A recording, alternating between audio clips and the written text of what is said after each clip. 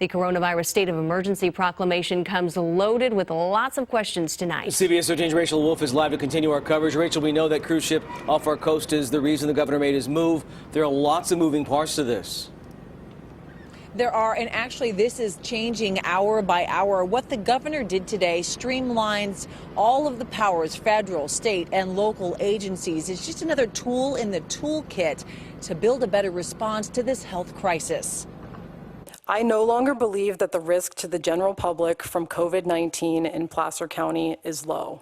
Just hours after Placer County health officials sounded this alarm, Governor Gavin Newsom announced a state of emergency in California, mobilizing federal, state, and local powers. It allows agencies to mobilize quickly, share data, and bring in medical professionals from out of state. It also makes it easier to quarantine people.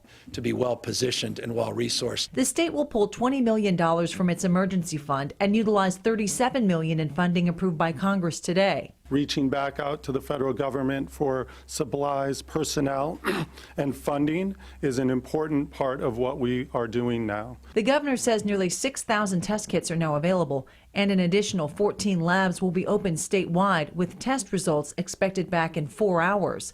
After the death of one passenger from the Grand Princess, and with more now sick, authorities are now searching for others who may have been exposed. We are working very collaboratively with the federal government and the CDC on the manifest of those passengers that disembarked in the state of California, particularly, as I said, those residents. That same ship, now on its way back to California from Hawaii, is being kept offshore. There are a number of passengers and crew members with symptoms. The state is flying out coronavirus test kits and assessing passengers and procedures. We would be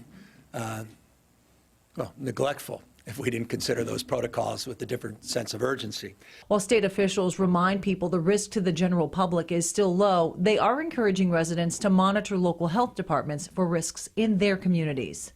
This is a quickly evolving situation.